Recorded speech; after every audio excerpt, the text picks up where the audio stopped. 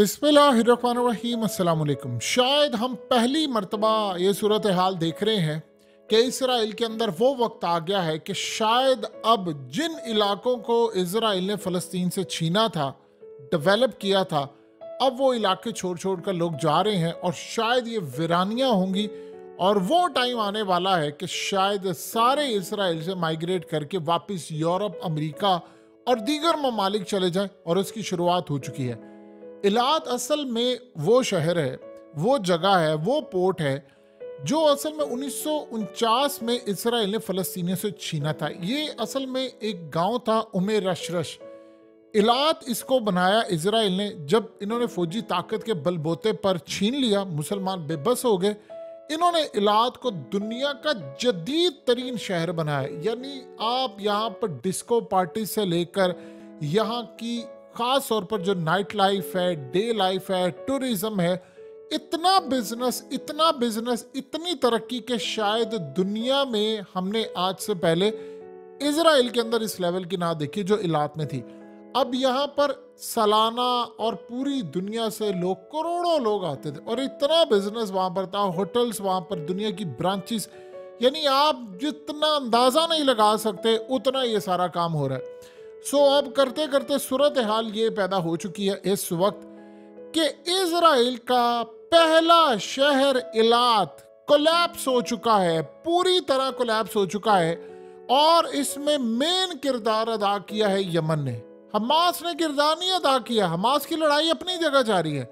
Yemen ने किरदार अदा किया और हालत ये है कि लोग अब छोड़कर जा रहे हैं, अनएम्प्लॉयमेंट आसमान पर है, बेरोजगारी, होटल्स वहां पर तबाह हो रहे हैं, बिजनेस वहां पर तबाह हो रहा है। और वो कह रहे हैं तकरीबन 90 से 95% बिजनेस खत्म हो चुका है, नौकरियां चली गई हैं, खौफ इतना ज्यादा है। सूरत हाल ये पैदा हुई है कि ये जितना ज्यादा पोर्ट से माल जाता था, ये जो शिप रेड सी से जाते हैं, ये सारे के सारे इलात में जाकर स्टैंड करते हैं। और इलात वो जगह है जहां पर इनको स्विस कैनाल की जरूरत नहीं, आगे आप एशिया, यूरोप और दीगर जगहों पर आप जा सकते हैं।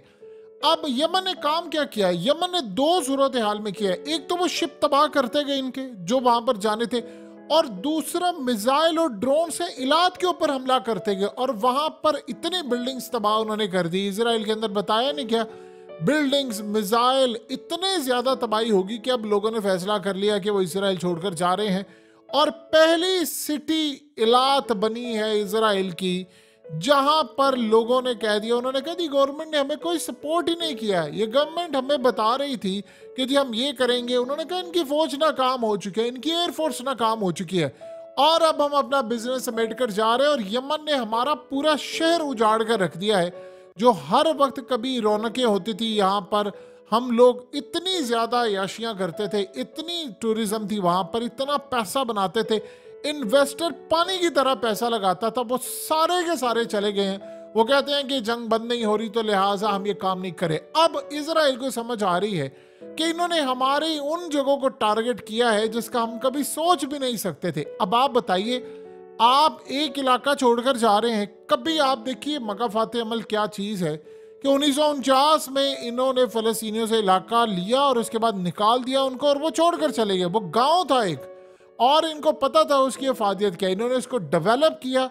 और आज 2023 खत्म हो रहा है, फिर 2024 शुरू हो रहा है और वो सारा कुछ वहीं छोड़कर, सब कुछ वो वहां से निकल कर जा रहे हैं। वो कह रहे हैं नौकरियां खत्म, बिजनेस खत्म, कोई चीज सलामत नहीं छोड़ी, और वो कह रहे हैं कि अब हमारा यहाँ पर रहना नामुमकिन हो चुका है।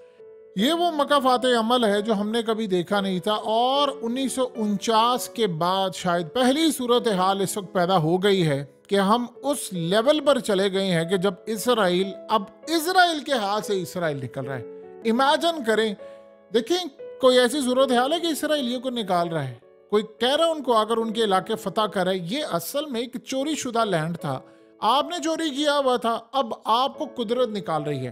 अब प्रॉब्लम ये पैदा हो रही है जो इसराइल के लिए सबसे ज्यादा खतरनाक है कि इसराइल की जो अक्सरियत है वो अब मुल्क छोड़कर जाने वाली है।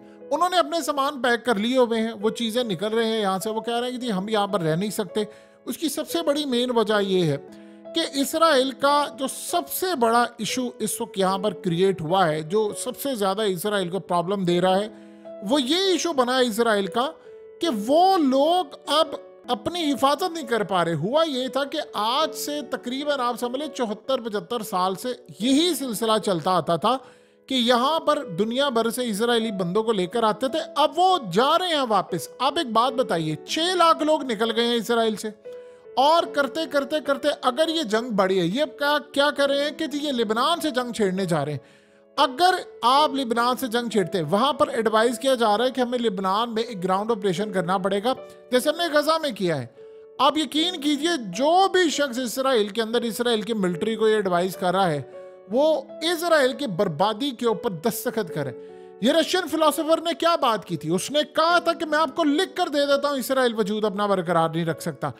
आप ये देखें कि आपने 74 साल 73 साल कोशिश की, लोगों को लाकर आबाद किया, टूरिज्म इंडस्ट्री बनाई, अब सारे ऐसे ऐसे छोड़कर जा रहे हैं। उनको लगता है कि हमारा मुल्क नहीं है, हम यहाँ पर हिफाजत नहीं है हमारी, हमें लड़ाई है हर वक्त। आपको शायद अंदाजा नहीं है कि इसराइल की जो फौज है उनका एक अच्छा खासा इलाज चल रहा है। वो वहां पर पागल हो चुके हैं कि इतने मिसाइल ऊपर से आते हैं और उनको ख्वाबों में भी वो नजर आती हैं चीजें। और दूसरा सबसे बड़ा जो काम हुआ है, वो दुनिया ने देखा है कि इनकी फौज कैसे नाकाम हुई है।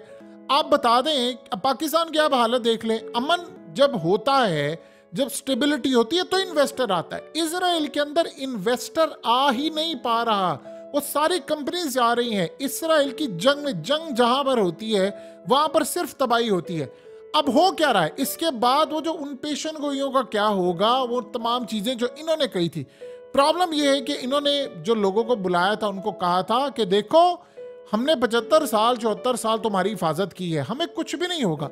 हमास ने कहा है कि हमने जो ऑपरेशन ये किया है, अल-अक्सा फ्लड जो है, ये हमने असल में इस पर बहुत ज़्यादा वर्क हार्ड किया है, बहुत ज़्यादा। उन्होंने कहा कि कई सालों की हमारी प्लानिंग थी, हमने सुरंगों में पूरे का पूरा एक नेटवर्क बिछाया, हमारी फैक्ट्रियाँ सुरंगों के अंदर हथियार बनाने वाली काम कर रही हैं। उन्होंने इतना ज़्यादा डेवलपमेंट कर ली है कि इसराइल को पता ही नहीं चला और उनका नेटवर्क ही नहीं कामयाब हो सका। अब इसके बाद ये प्लान बनाकर बैठे हुए थे, आज नहीं तो कल हमने मस्जिद अक्सा को फतह कर ही लेना है, ये तैयार थे। लेकिन इनको पता नहीं था कि इन रिटर्न इनके साथ ये सूरत हाल होगी। अब ये यहाँ पर मामला है, इसराइल में अब डिमांड क्या हो रही है? इसराइल में अब डिमांड हो रही है कि आप इस जंग को बंद करें किसी तरह और निकले। आप देखिए, इलाद की ये सूरत हाल है। असल में यमन ने जो नुकसान पहुंचाया इनको, ये ऐसा अब लग रहा है, जो इसराइल को लग रहा है कि इन सब ने गेम प्लान किया है।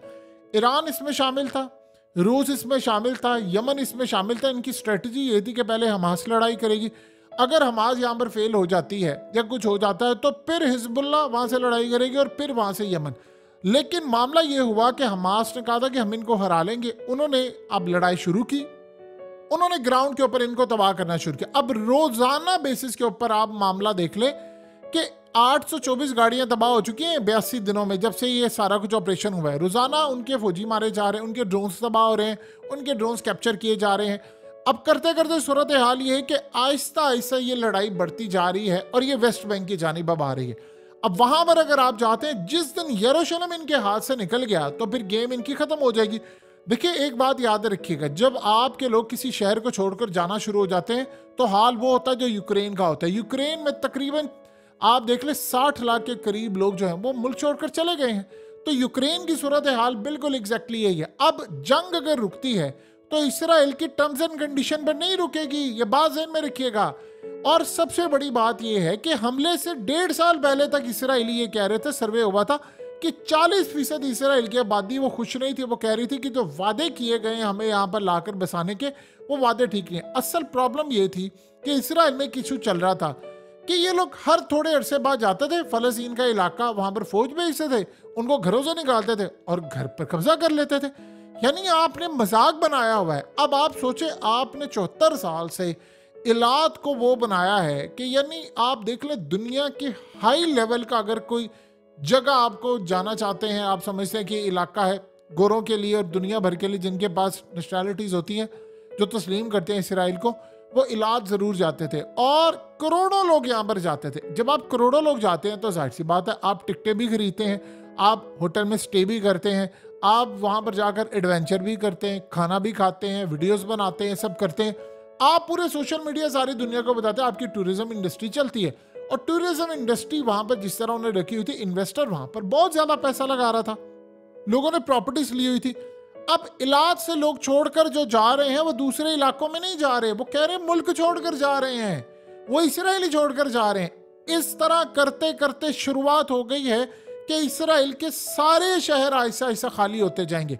ये लिबनान की बात करें, ये लिबनान में ऑपरेशन करके दिखाएं, वो एक्सपैंड करके पूरे इसराइल के अंदर ये मामला शुरू हो जाएगा, लोग चले जाएंगे। आप बताइए कि अगर इन्होंने जंग छेड़ दी और ये जंग छेड़ने के बाद सीधा हिजबुल्लाह ने डायरेक्टली मिसाइल फेंकने शुरू कर दिए इसराइल के अंदर, यरूशलेम में, तो इवन की सबसे बड़ी बात यह तिल अवीव में उन्होंने फेंकने शुरू कर दिए, तो वहां से भी माइग्रेशन हो जाएगी। जब आपको यहां से छोड़कर फिर अगले इलाकों में जाना पड़ेगा तो इसराइल की क्या सूरत हाल होगी, हमने आज से पहले नहीं देखा था।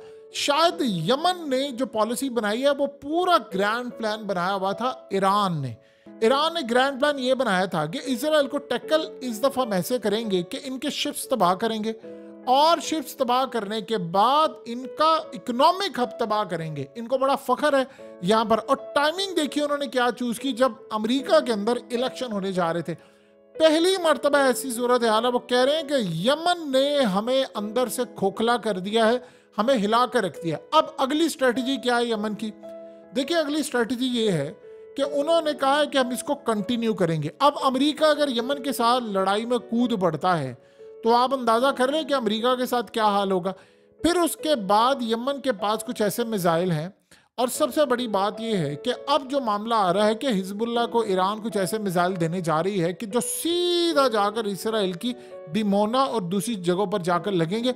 अब वहां पर जब लगना शुरू हो जाएंगे, इन्होंने असल में प्लान किया है कि हमने इकोनॉमिक हब इनका तबाह करना है। जहां पर इनकी इकोनॉमिक एक्टिविटीज ज्यादा होती हैं, इकोनॉमिक हब होता है, वहां असल में ज्यादा मामला होता है, ज्यादा सूरत हाल होती है। सो आने वाले वक्त के अंदर हालात ये बता रहे हैं, पूरी तरह इंडिकेट कर रहे हैं कि अगले कुछ अरसे के अंदर चीजें मुकम्मल तौर पर इसराइल में कंट्रोल से बाहर जा रही हैं। और आप एक मिसाल ले लें कि अगर 90 लाख की आबादी में 6 लाख लोग चले गए, और उनमें से ज्यादा नहीं, अक्सरियत नहीं, ऑलमोस्ट तकरीबन सारा समझ ले सबके पास डुअल नेशनैलिटी है। 15 से 16 लाख तो रशियंस हैं, 2 लाख तो अमरीकी हैं, यानी इसराइल के अंदर वो सारे हैं जिनके पास पासपोर्ट तैयार है और वो किसी भी वक्त उन्होंने बस फ्लाइट पकड़नी है, टिकट पकड़नी है और उन्होंने इस मुल्क से चले जाना है। तो ये सूरत हाल इसराइल के अंदर जो पैदा हो गई है, उसमें आखिरी जो इसराइल गलती करने जा रहा है वो है हिजबुल्लाह के साथ ऑपरेशन।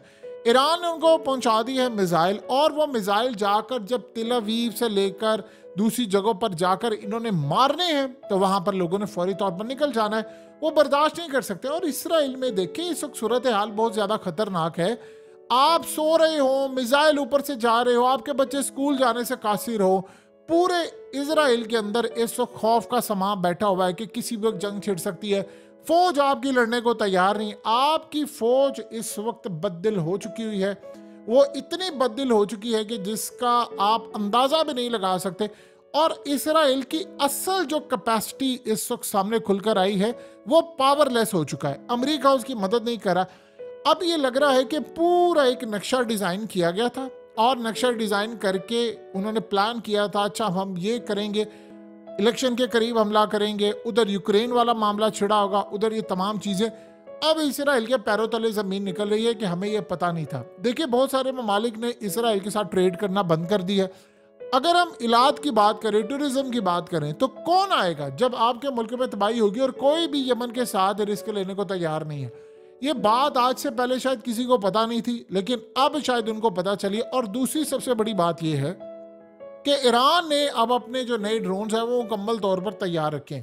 ये ड्रोन्स आने वाले वक्त के अंदर जाकर जब इनको हिट करेंगे तो आप उसका अंदाजा नहीं लगा सकते कि इनको नुकसान कितना होने जा रहा है। अब ये ड्रोन्स जो हैं वो जाहिर सी बात है, आवाज की रफ्तार तो आप भूल ही जाएं कि क्या है क्या नहीं मामला है। यानी आप सोचें कि इजराइल के ऊपर लगने वाले जो मिसाइल हैं वो आवाज की रफ्तार से ज्यादा बड़े होंगे, लेकिन इन ड्रोन्स का मामला ये है कि ये जाकर इसराइल अमेरिका के जब शिप्स को तबाह करेंगे तो इसराइल मैनेज नहीं कर पाएगा। सो उन्होंने अब क्लियरली बता दिया है कि 700-800 किलोमीटर फी घंटे की रफ्तार से हमारे जो ड्रोन्स हैं रेडार पर डिटेक्ट नहीं होंगे। स्टेल्थ टेक्नोलॉजी या उससे भी बढ़कर कोई चीज़ है जिसको वो इस्तेमाल करें। तो इलाज तो इनके हाथ से जा रहा है, इसी तरह करते करते बाकी शहर जाएंगे। एक जंग छिड़ गई इनकी हिजबुल्लाह के साथ या किसी और के साथ, तो आप अंदाजा कर लेंगे 40-50 लाख लोग इजराइल छोड़कर चले जाएंगे। जब 40-50 लाख लोग इजराइल छोड़कर चले जाएंगे तो रहना किसने है? वही हो जाएगा कि सुनी हो जान गलियां ते विच मिर्जा यार फिर कल्ले फिरते रहना तुसी, तो फिर उसके बाद फिर आप बुलाते रहना। फिर ये भी पॉसिबिलिटी है कि वो इलाके भी बचाना इनके लिए मुश्किल हो जाए।